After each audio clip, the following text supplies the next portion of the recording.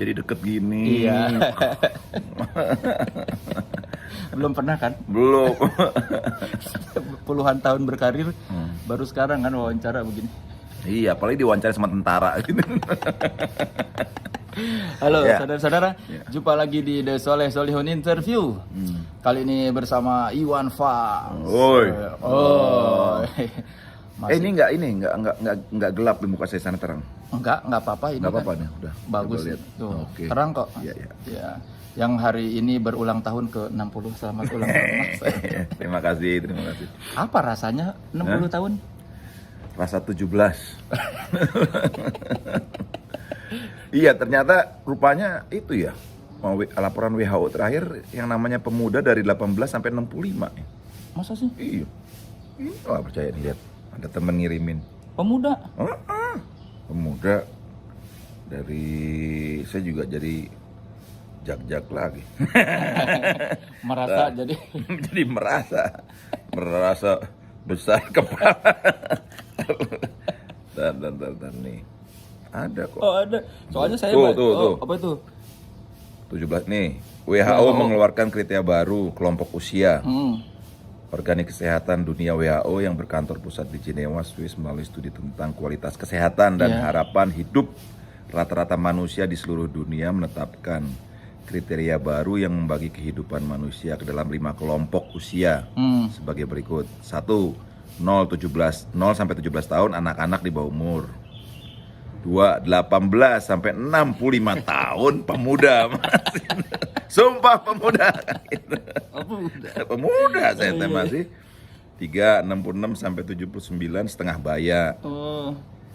80 sampai 99 tahun orang tua. 100 tahun ke atas orang tua berusia panjang loh. Gila tuh.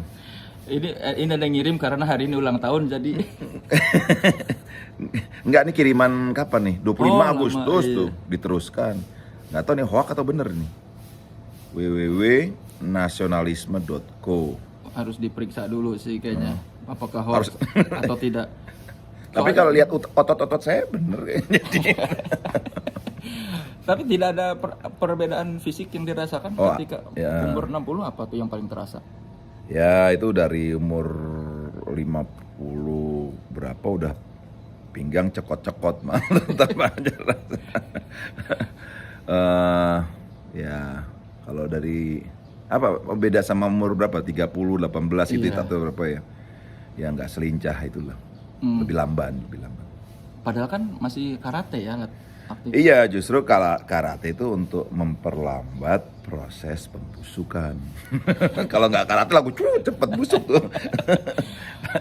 Berarti udah berlatih karate berapa puluh tahun? Saya tuh SD sempat juara nasional judo dulu. Oh, judo dulu awalnya. SD tingkat DKI. Terus SMP. Terus sempat belajar silat ya gitu-gitu. Mulai begitu anak saya lahir, almarhum Galang, saya belajar karate lebih tekun lah, lebih serius. Jadi umur 20-an, 21. Oh, malah di umur 21 Iya. Sampai sekarang berapa tahun? Nah, jadi 60 40-an. Ya, hampir 40 tahun karate. Iya 40, tapi nggak bisa terbang juga itu. Di film-film. Itu kungfu itu terbang. Emang dulu kenapa milih karate jatuh hatinya? Enggak, ya waduh ini pertanyaan sederhana tapi jawabannya panjang nih Le. Apa? Ya suatu saat saya merasa keluarga saya terancam dulu tuh. Saya tinggal jadi akhirnya ya udah saya latihan aja. Memang latihan persiapan untuk berkelahi sebenarnya dulu. Aduh. Tapi ya udah lama-lama ya latihan akhirnya jatuh cinta. Terus sampai sekarang gitu. Terancam sama siapa? Ada, jadi dulu saya di rumah tuh di depan rumah saya tuh kayak inilah kelompok gitu ya, orang saya pada saat saya udah bantu, Mm-mm. tiba-tiba jadi dia nggak punya air, saya kasih air gitu kan. Nanti saya bikin gitu keringan atau gimana gitu. Nah begitu musim hujan datang kan airnya datang lagi. Mm-mm. Ya udah dong saya cabut air saya cabut. Marah dianya, marah malah di ini apa? Dulu kan rumah saya kayak bengkel gitu, kayak lampu-lampu neonnya dipecah-pecahin gitu. Waduh, gawat juga nih gitu. Akhirnya ya saya diruceng, saya, istri saya sama almarhum kan Cikal belum ada kalau nggak salah itu, belum lahir. Waduh, nggak ada orang lain lagi kan. Sono bengkel banyak orang gitu kan. Waduh, gawat juga ya. Dari situ dia mulai was-was kan. Nanti kalau saya pergi dia apa-apain atau gimana, saya latihan. Ya sempet kejadian lah, tapi ya udahlah itu kan. Udah. Di daerah mana dulu? Daerah Warung Buncit, saya Warung Buncit. Warung Buncit. Sempat kejadian baku hantam gitu.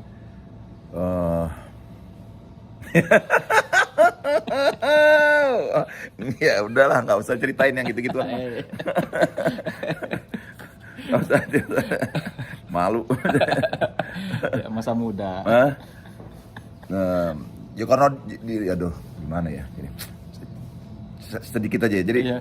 karena saya terancam gitu kan, waduh gimana nih, ya udah saya datengin aja tempat itu kan, saya bawa itu, saya naik motor kan, jadi saya masukin kantong plastik tuh, bensin di kantong plastik. Ya udah saya bilang, ini gue bakar loh. Oh macem-macemin keluarga gitu kan. Udah. Kan sana kan bengkel ya, jadi sangat rawan kan. Ya udah, akhirnya udah gitu aja ceritanya. Nggak tahu lama kemudian berapa hari kan zaman Petrus dulu tuh. Iya. Jadi zaman Petrus. Dengar kabar salah satu tokoh itu meninggal kan karena memang Penuh tato. zaman itu kan gitu. Iya, yang tato-tato gitu. Orang-orang wah gawat gitu kan nih. Ya udah kejadian. Tapi dari situ pemicu saya untuk karena terasa khawatir, takut tadi saya latihan apa. Kan nggak ada yang bisa minta tolong ke siapa coba. Mau tolong ke polisi jauh, minta tolong kemana-mana jauh kan. Akhirnya saya belajar. Tapi malah begitu latihan karate nggak berkelahi-kelahi, nggak pernah berantem karena energinya udah ke situ semua. Atau mungkin karena orang kalau sudah menguasai malah jadi lebih nahan diri ya. Biasanya tuh sampai sabuk biru masih semangat tuh, pengen praktek kan, pengen praktek. Tapi begitu udah setelah biru ke atas, apalagi kalau sering-sering kumite itu pertarungan, jadi ini selalu dilatih terus, itu jadi males ya karena apa? Karena hari-harinya bertarung kan. Kecuali kalau dia nggak pernah latihan kumite, biasanya cenderung pengen praktekin tuh. Sampai sabuk biru, coklat lah. Itu masih. Tapi begitu udah ke atas itu rasanya udah. Itu kan kalau sampai biru setahun nih.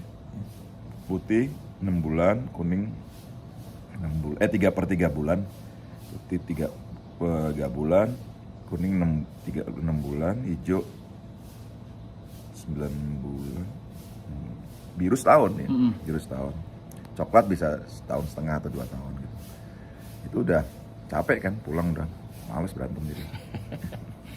Tapi yang membedakan karate dengan bela diri lain sehingga Mas Iwan berpikir, oh gua terusin di sini kayaknya seru. Cocok aja ke badan saya gitu, karena apa? Nggak tahu kenapa, karena ada dorongan itu kali, rasa khawatir, rasa takut sehingga ingin memperdalam. Pengen bisa terbang, pengen bisa apa segala macam, tapi ternyata nggak bisa juga. Begitu udah bongkokan gini, nyium dengkul nggak bisa, tetap nggak bisa terbang gitu. Tapi udah terlanjur, otot udah terlanjur. Kalau capek otot ini, kalau ini apa agak-agak apa gelisah gerak badan gitu, apa main kata gitu teman ini lagi apa normal lagi, dan sangat bantu musik saya atau bikin lagu. Tadi pertanyaannya kenapa?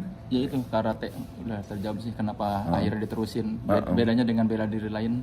Sebenarnya sama, cuman karena ini aja dulu keterlanjuran itu tadi ada dorongan was-was itu. Terus kebetulan latihan panggil guru ke rumah, saya di rumah orang tua kan. Jadi satu. Kan ada apa ya? Ada kenaikan tingkat itu kan. Iya. Terus ada kenaikan tingkat, lalu juga ada prestasi di dalam kelas itu kadang-kadang, bagus lu, pukulan lu bagus, tendangan lu bagus. Itu kan bikin kita semangat. Oh. Jadi iya. si guru tuh si Simpe itu ngasih semangat itu. Jadi merasa ingin membuktikan diri terus. Gitu. Suruh maju depan kelas, main jurus, main apa gitu. Itu juga bukan cuma sekedar berkelahi gitu. Rupanya itu dalemannya. Jadi rupanya di situ ada kepribadian, ada nilai-nilai kejujuran, ada apa? Prestasi tadi, ada soal sopan santun dan pengendalian diri. Itu kan setiap kita latihan selalu baca itu. Sanggup memelihara kepribadian, patuh pada kejujuran, iya gitu kan. Jadi rupanya itu intinya gitu. Ya makin berumur nilai-nilai itu yang makin apa sih kepribadian itu kan, apa sih kejujuran, apa itu. Kalau awal-awal latihan apalagi anak muda karena cenderung males kan mikir kayak gitu-gitu ya, filosofi gitu ya. Tapi kalau saya umur 60 sekarang ini ya apalagi kalau bukan itu gitu kan. Jadi sekarang udah dan berapa nih? Saya 6 kebetulan Rokudannya. Dan 6. Paling tingginya dan berapa? Dan kawan-kawan.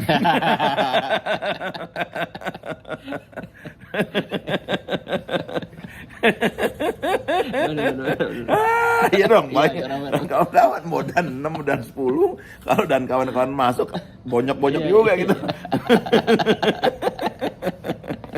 Bener. Aduh. Tapi ngomong-ngomong kamu OI pertama ya? Awal-awal 2000, OI. angkatan 2000. Angkatan 2000 ya? Iya, pas kan saya Jambore Cibubur Ikutan juga ya? Iya. Luar biasa. Saya ngomong itu. Oh, itu soal itu OI itu awal-awal katanya ikutan. Medik doang zaman dulu ya? Iya, dulu tuh kalau dari Bandung tuh sama Digo. Iya, kan dari grup Bandung saya. Oh, kamu kelompoknya Digo? Iya. Oh, oke. Digo Fajar kan. Fajar, iya. Radio, Pak Surahman ada iya, sana. radio GMR dulu. Oke. Dari situ. Iya. Iya, alhamdulillah. Ngelatih di rumah ya kemarin-kemarin. Iya, saya ingat di rumah Selasa Jumat jadwal karate kita. Selasa Jumat. Cuman kadang-kadang saya jangan ditiru lah Simpe yang males. Jadi karena gini saya percaya kalau saya ngelatih nih ada sabuk putih, kuning, hijau. Jadi saya cenderung mempercayakan yang putih ke kuning, yang kuning ke hijau. Yang hijau ke coklat yang latih, biru, yang biru ke coklat atau yang seniornya lah. Iya. Saya ngopi-ngopi aja gitu pengen. Jadi kadang-kadang, waduh gimana sih? Ya habis gimana kan? Akibatnya ya murid-murid saya cenderung bisa di depan kelas bisa. Keuntungannya itu. Tapi kerugiannya ya bentuknya belengkak-belengkok. Karena detailnya enggak. Yang penting gerak, sehat, keringatan itu dulu kalau saya pikir. Kecuali kalau mau jadi atlet ya. Itu harus tiap hari 6 jam, sehari 6 jam ya. Itu ada metode, ada program lain. Tapi karena di rumah kan banyak karyawan ya. Yang penting bugar aja deh. Bugar gitu. Tapi ya kalau umpamanya di dojo-dojo lain gitu yang anak-anak sekolah terutama ya kan tulangnya masih bagus dan umur masih ini buat prestasi ya. Lebih cenderung lain ya. Apalagi di angkatan ya, di apa kayak tentara atau apa gitu kan, polisi atau apa itu pasti lain. Kan Mas Iwan tuh pindah-pindah ya tempat tinggal tuh. Paling lama di Lewinanggung. Lama di sini. Dulu. Karena kan anak saya dimakamin di sini kan, adik saya di sini. Jadi penunggu makam.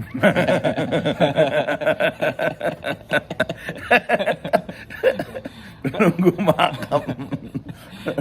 Kalau dibesarkan di Saharjo kan? Saharjo, lalu saya SD situ. SMP mulai pindah ke SMP 5. SMP di Bandung, lalu Jogja. Oh Jogja, SMP. SMP apa? Cuma satu semester SMP 10 Pak. Jetis tuh. SMP 6 Jetis. Terus satu semester pindah ke Jeddah. Karena ada sepupu ibu saya ngajar bahasa Inggris di KBRI sana. Terus kebetulan beliau nggak saya diangkat anak lah gitu. 9 bulan saya di sana. Juga akhirnya pulang lagi baru ke Bandung ke SMP 5 itu. Berarti kalau ijazah dari SMP 5 ya? SMP 5. SMA balik lagi ke SMA sempat ke Jakarta lagi, sempat ke Semak BPK Bandung. oh gitu. Ngalor Semak ngidul. Dago ya sebelah SMA. BPK, Iya, yang oh, Gardu iya. Jati. Oh Gardu Jati bukan Jati. Semak Dago ya, Semak BPK ya. Kalau ijazah SMA berarti dari Dari mana ya dulu lupa. Ijazahnya beli kan. Ijazah dari Allah. Ijazah saya dari Allah Subhanahu wa taala. Amin, Masya Allah. Allahu Akbar. Pindah-pindah gitu apa? Saya pernah SMA 26 pernah. Iya. Oh, di SMA di Jakarta. Jakarta sini SMA 26. Terus SMP di Gambir pernah juga, SMP 36 yang 35 yang sorenya tuh apa ya 39. Banyak. Apa sih penyebabnya kok pindah-pindah? Bisa tanya sama orang tua saya. Nggak tahu. Anaknya bandel kali. Kadang-kadang nggak. Saya senang sendiri sebenarnya. Senang sendiri, jadi apa? Senang urak-urak gitu. Iya. Jadi kalau bolos kadang-kadang ya di taman gitu sekolah, bikin sair atau kadang-kadang urak-urak aja buku tuh. Nggak tahu diurak-urak apa gitu, bukan coret-coret aja. Iya. Itu aja udah. Kalau nggak coret-coret, bikin lagu, bikin sair. Terus liatin kehidupan tukang obat tuh. Saya seneng tuh ngumpul tuh, liatin, jualan obat itu rambut nggak mempan dipotong. Iya, zaman dulu kan. Zaman dulu kan. Zaman dulu ada orang berkerumun. Iya. Iya. Terus ada orang berkelahi, saya nongkrong seneng gitu ngeliatin apa kalau kerumunan lah pokoknya. Seneng banget. Itu sebabnya lagu-lagu zaman dulu banyak bercerita tentang jalanan ya. Nggak ngerti ya, nggak tahu. Saya ngikutin naluri aja gitu. Saya nggak pernah. Ya barangkali itu, mungkin itu. Karena, Ada lagi yang mati itu melihat langsung.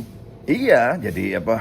Ada, kok lihat ada tong sampah gitu kan, tong sampah yang besi itu loh. Iya. Apa ya itu.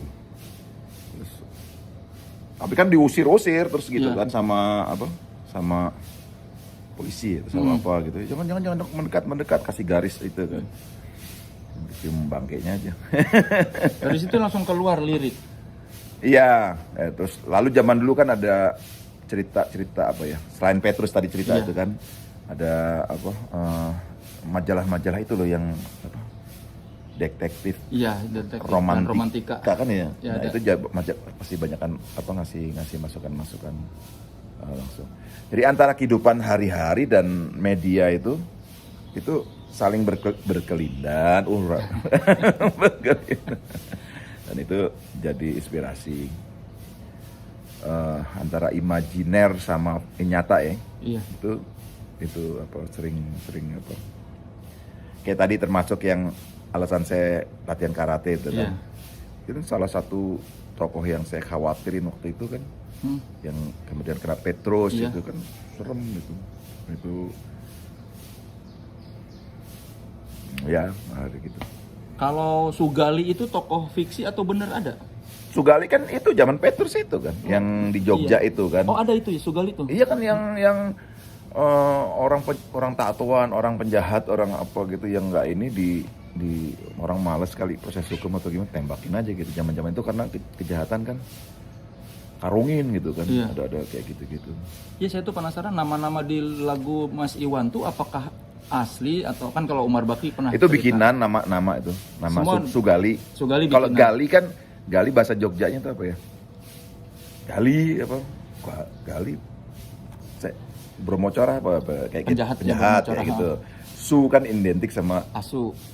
asu atau apa? Kalau orang Jawa su apa gitu kan nama itu kan. Makanya jadi dibikinlah Sugali. Karena peristiwa awalnya kan di Jogja dulu tuh Iya. cerita itu. Oh jadi inspirasinya dari kejadian nyata, lantas dibikinlah rekaan. Nama. Iya, nama rekaan. Nama rekaan. Hampir semua lagu-lagu saya namanya nama rekaan semua. Tince Soekarti juga itu. Iya, Tince Soekarti binti Mahmud gitu kan. Itu rekaan. Si Budi juga asal aja berarti kan? Iya. Ya ada. Terakhir, wah, jadi diprotes kan. Itu ada nama orang tuh gitu-gitu kan. Tapi kan saya suka bikin lagu pakai nama tuh, kecuali Bung Hatta, Bung Karno yang ada itu. Itu apa ya, yang namanya nggak sama gitu kan. Ya udah Bento aja gitu. Nah, lahir Bento. Nah, Bento pasti nggak mungkin narang. Nggak taunya ada pemain bola dari Timur Timur namanya Bento. Waduh, gue bilang nggak tahu nasi Jepang Bento. Iya, kan. Dan orang kan mengait-ngaitkan dengan benteng Soeharto, Soeharto, benci Tommy, iya, apalagi kan Benny Soeharto apa gitu ya. Padahal nggak ada kaitan, itu cuman cerita apa? ya itu mah asal aja ya keluar nama gitu. Iya. Iya, jadi Bento tuh sama Enggak, dengan jadi cerita dari kayak Jawa Timuran itu loh, Iya. kayak Kabayan gitu nih, Iya. apa Bento kan gitu, apa antar apa gendeng apa gimana. Kalau di Riau bubu ikan apa itu? Bento tuh. Tangkap buat nangkep apa gitu. Ya itu. Ya, Tapi sebenarnya niatnya itu apa supaya nggak sama orang kayak Budi kan banyak Iya. atau apa itu, ya udah Bento aja, nggak taunya ada. Lalu saya punya ayam, itu ayam jago, ayam aduan sebenarnya, cuman karena pernah ketabrak motor ininya apa kayak tulang ininya agak bengkok gitu, bingkeng gitu. Ya udah saya kasih nama Bento itu pas bikin lagu itu.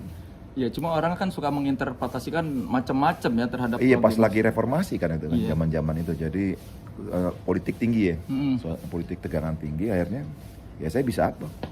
Orang semua di tanganmu kan penulis. Apa gelap terangnya dunia kan? Iya. Ini nih biangnya. Enggak, saya enggak. Lo iya. Kata sakti kalau sekolah saya dulu tuh ada di kampus tulisan, kan banyak jurnalis itu ya. Iya. Kata sakti gitu. The pen is mightier than the sword. Ya kan? Jadi ya tapi ya itulah. Apa sih yang orang paling salah kira tentang seorang Iwan Fals yang selama ini gua tuh nggak begitu. Saya tuh lembut hatinya, penyayang gitu kan. Benar, sumpah. Lembut. Gampang nangis. Oh iya. Iya.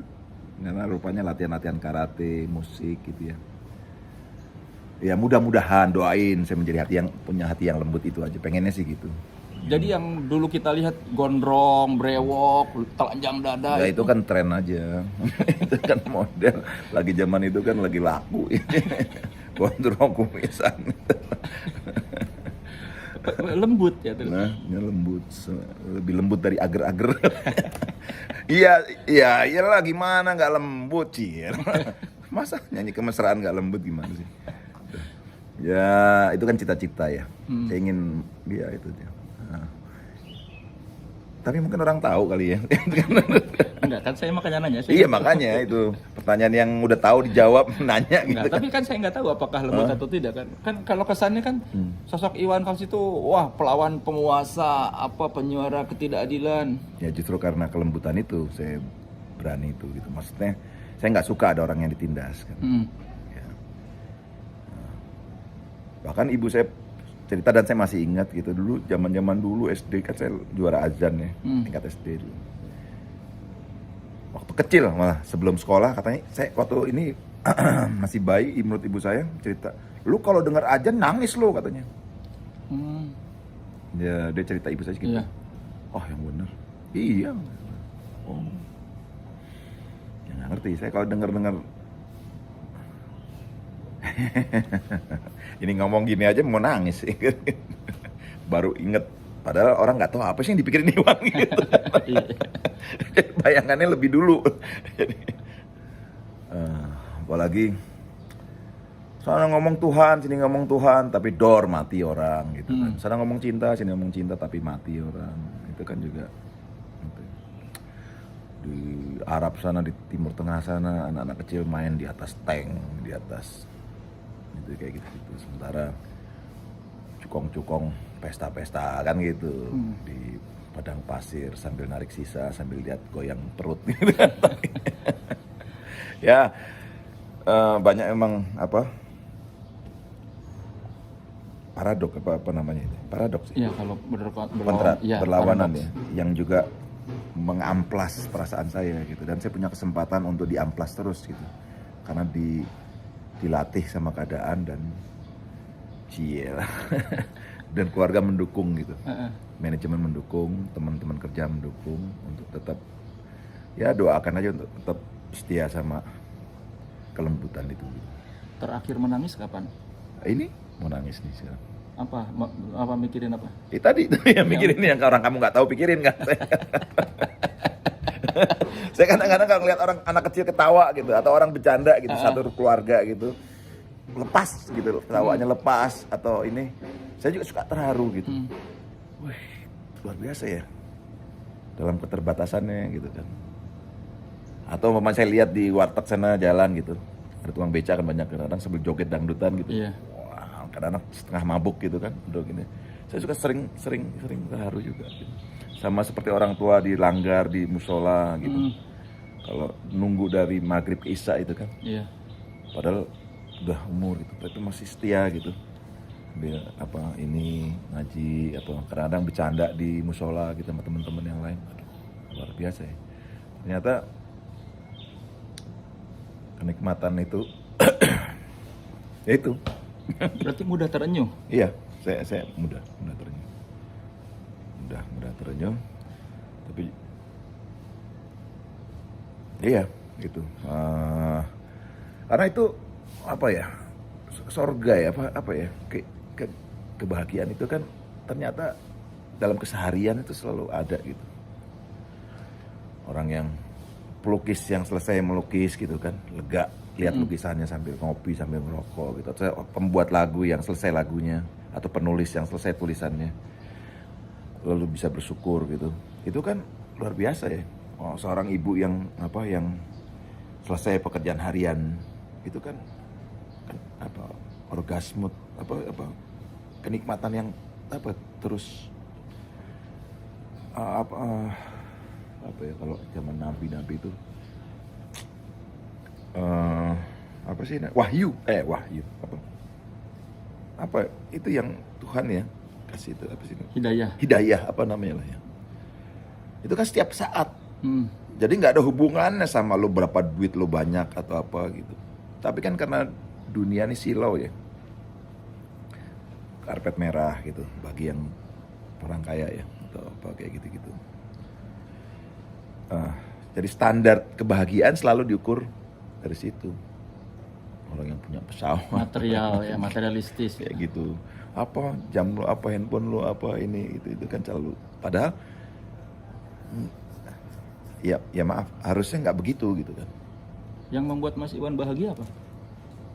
Yang membuat bahagia menjalani proses ini, saya bahagia hidup saya ini. Saya jalanin ini gitu, menjalani kecengengan ini saya bahagia terus. Kecengengan apa? Ya kecengengan ini gitu, ini kan ya buat orang lain yang ini lihat, wah kok gampang tercengeng loh, dikit-dikit nangis gini gitu kan ya. Loh, iya itu gunanya air mata gitu. Tapi air mata gue janji bukan buaya gitu. Ini air mata dinosaurus gitu malah. Terus seorang pejabat yang serius kerja buat rakyatnya gitu kan, itu kan luar biasa ya, memberikan hidupnya gitu kan gitu, buat orang dokter yang gitu. Banyak kok pelajaran-pelajaran gitu